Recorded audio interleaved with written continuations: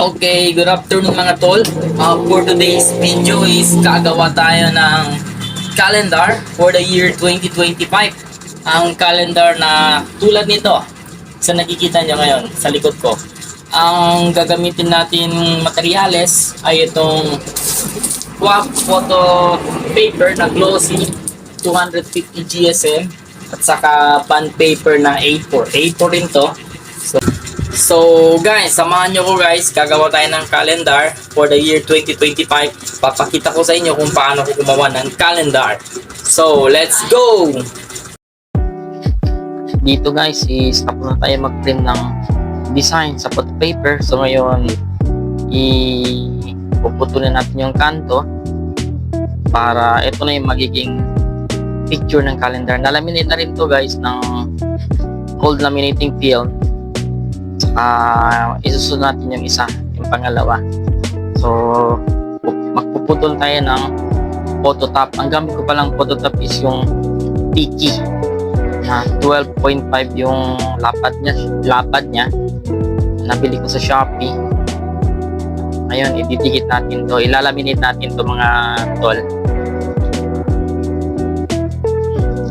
Buksan muna natin yung backing partial para maidikit.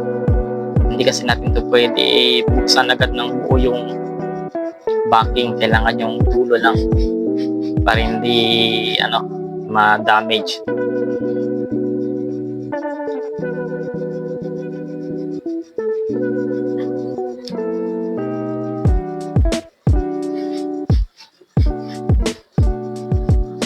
Tapos isasalang natin ngayon sa laminator, sa laminating machine. Ito ay isang cold process lang, cold lamination. Hindi tayo gagamit ng warm kasi cold laminating film ang gamit natin. Ganyan. Yan, tapos na. Ang kintap niya, ang ganda ng pagkalapad ng phototop. So ngayon itong na-print na natin na calendar page, ito ay A4. Check lang natin kung kompleto yung months. Tapos bubutasan natin yan ngayon gamit ng binding machine. Ito, bubutasan natin.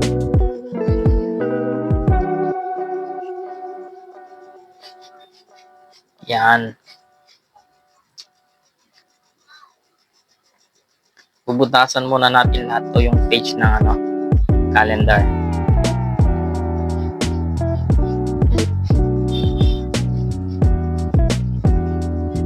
Yan.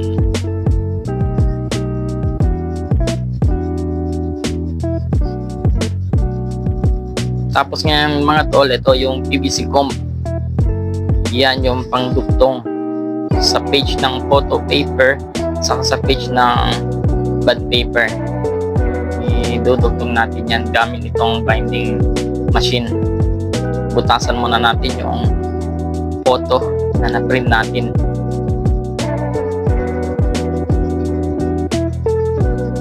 Ngayon, dudugtungin na natin yan sila. Meron na siyang parang spring. Yan.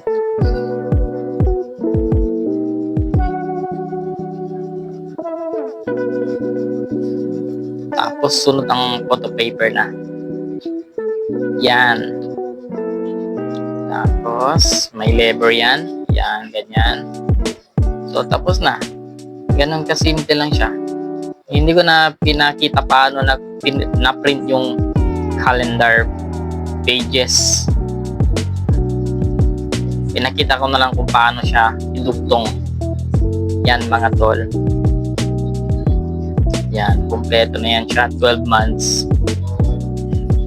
Hindi ko nasasabihin kung magkano ko binibenta to mga tol. Customized to siya. Ito yung pangalawa.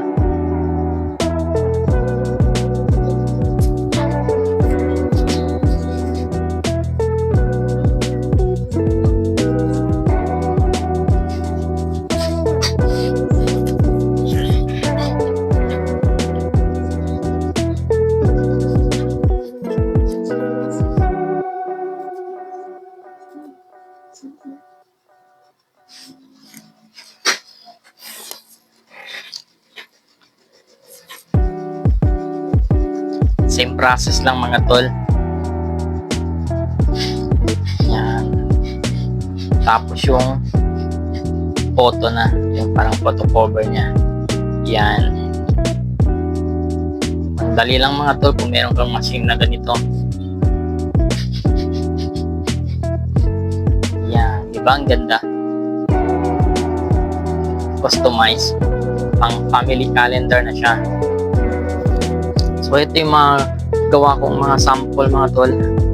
Di ba ang ganda? Pang decoration na rin to sa wall natin. Hanggang dito na lang mga tol. Salamat sa panonood niyo sa vlog ko. Subscribe kayo mga tol para sa susunod na video natin.